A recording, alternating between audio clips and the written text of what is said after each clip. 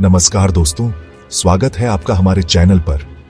आज हम एक ऐसे सफर पर निकलेंगे जो हमें इतिहास के पन्नों से रूबरू कराएगा, एक ऐसे युग में ले जाएगा जहां धर्म और अधर्म की महागाथा रची गई थी। जी हां दोस्तों, आज हम बात करेंगे महाभारत की, उस महायुद्ध की जिसने भारत के इतिहास को हमेशा के लिए बदल दिया। क्या वाकई में यह सिर्फ एक कहानी है या फिर एक सच्ची घटना जिसके निशान आज भी मौजूद है?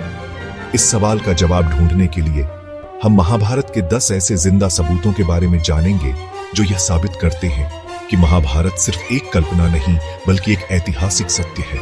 अपनी कुर्सी की पेटी बांध लीजिए क्योंकि यह सफर रोमांचक होने वाला है। दोस्तों, हमारा पहला पड़ाव है कुरुक्षेत्र, वह पावन भूमि जहां महाभारत का भीषण युद्ध लड़ा गया था। आज भी कुरुक्षेत्र में ऐसे कई स्थान मौजूद हैं जो महाभारत की याद दिलाते हैं।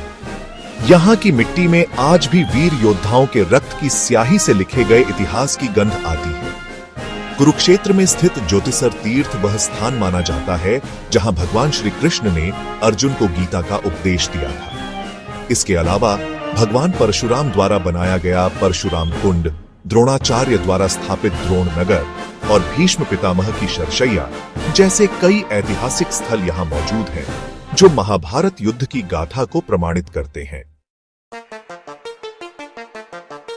हमारा अगला पड़ाव हमें ले जाता है समुद्र के अंदर, जहां भगवान श्री कृष्ण की नगरी द्वारका स्थित थी। महाभारत के अनुसार युद्ध के बाद द्वारका नगरी समुद्र में डूब गई थी। आज गुजरात के तट पर समुद्र की गहराइयों में द्वारका नगरी के अवशेष मिले हैं जो इस प्राचीन नगर के अस्तित्व का प्रमाण देते हैं। खुदाई में मिले मंदिरों, महलों और दीवारों के अवशेष इस बात की गवाही देते हैं कि द्वारका एक समृद्ध और विकसित नगर था। यह खोज महाभारत को सिर्फ एक कहानी मानने वालों के लिए एक बड़ा सवाल खड़ा करती है। अब हम आते हैं हस्तिनापुर, जो महाभारत के समय में कौरवों की राजधानी थी। उत्तर प्रदेश में स्थित यह प्राचीन नगर आज भी महाभारत की यादों को संजोए हुए है। हालांकि समय के साथ साथ यह नगर जीर्ण शीर्ण हो गया, लेकिन यहाँ की मिट्टी में दबे इतिहास के निशान आज भी मौजूद है। खुदाई में यहाँ से कई प्राचीन मंदिर, महल और अन्य इमारतों के अवशेष मिले हैं जो महाभारत काल की स्थापत्य कला और संस्कृति की गाथा बयां करते हैं। इन अवशेषों में महाभारत के पात्रों से जुड़ी कई चीजें भी मिली हैं जो इस महागाथा को और भी प्रमाणिक बनाती हैं। चैप्टर 4। दोस्तों, महाभारत में वर्णित सरस्वती नदी को लोग लंबे समय तक एक कल्पना मानते रहे हैं, लेकिन हाल ही में हुई खोजों ने इस धारणा को बदल कर रख दिया है।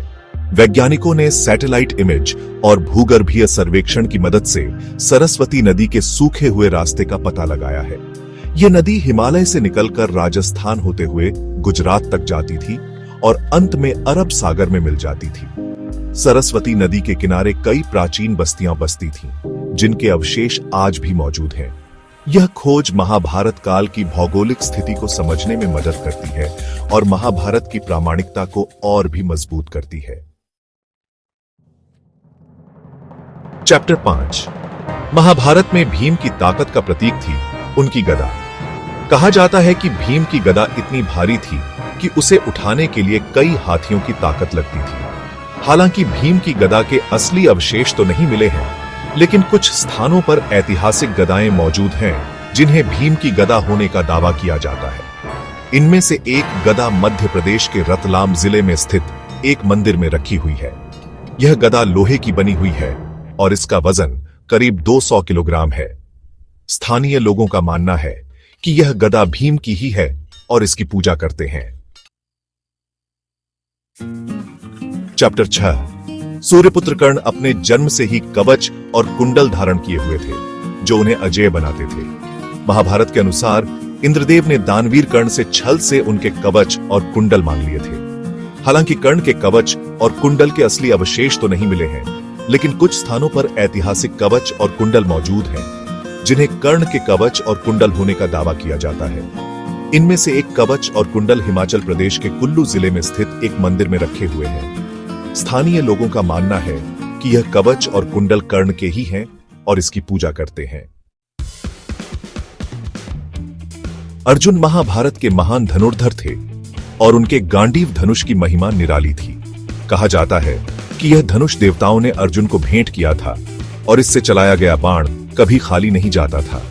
हालांकि अर्जुन के गांडीव धनुष के असली अवशेष तो नहीं मिले हैं, लेकिन कुछ स्थानों पर ऐतिहासिक धनुष मौजूद हैं, जिन्हें अर्जुन के गांडीव होने का दावा किया जाता है। इनमें से एक धनुष उत्तराखंड के पिथौरागढ़ जिले में स्थित एक मंदिर में रखा हुआ है।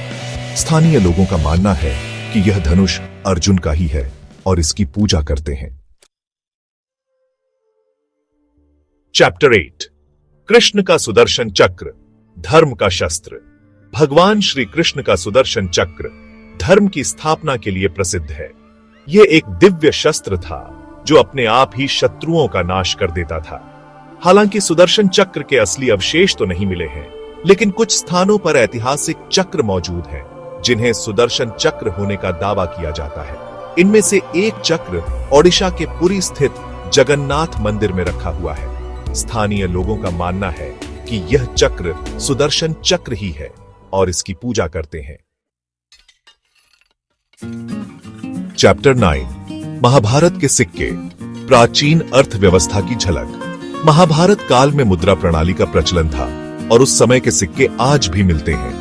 इन सिक्कों पर उस समय के राजाओं और देवी देवताओं की तस्वीरें और नाम अंकित हैं, जो हमें उस युग की राजनीतिक और धार्मिक स्थिति की जानकारी देते हैं। इन सिक्कों का मिलना यह साबित करता है कि महाभारत काल में एक विकसित अर्थव्यवस्था मौजूद थी और लोग व्यापार करते थे। यह भी साबित करता है कि महाभारत काल कोई काल्पनिक युग नहीं था, बल्कि एक ऐतिहासिक सत्य है।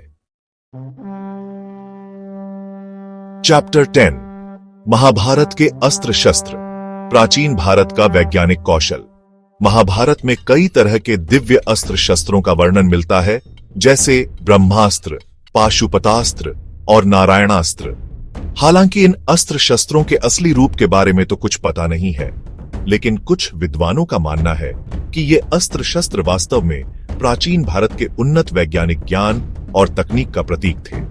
महाभारत काल में धातु विज्ञान, रसायन विज्ञान और यांत्रिकी का काफी विकास हो चुका था और हो सकता है कि उस समय के लोगों ने ऐसे शक्तिशाली हथियार बना लिए हो जिनका वर्णन हमें महाभारत में मिलता है।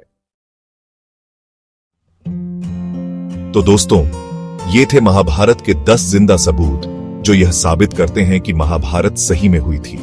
यह सिर्फ एक कहानी नहीं है, बल्कि हमारे इतिहास का एक अभिन्न हिस्सा है। महाभारत हमें धर्म और अधर्म, सच्चाई और झूठ, प्रेम और नफरत के बीच चलने वाले अंतर्द्वंद्व को समझने में मदद करती है। यह महाकाव्य हमें जीवन जीने की कला सिखाता है, सही और गलत में फर्क करना सिखाता है और हमें हमारे कर्तव्यों का बोध कराता है। हमें अपने इस अनमोल विरासत पर गर्व है और हमें इसकी रक्षा करनी चाहिए। अगर आपको यह वीडियो पसंद आया हो तो इसे लाइक और शेयर जरूर करें और ऐसे ही रोचक वीडियो देखने के लिए हमारे चैनल को सब्सक्राइब करें। नमस्कार।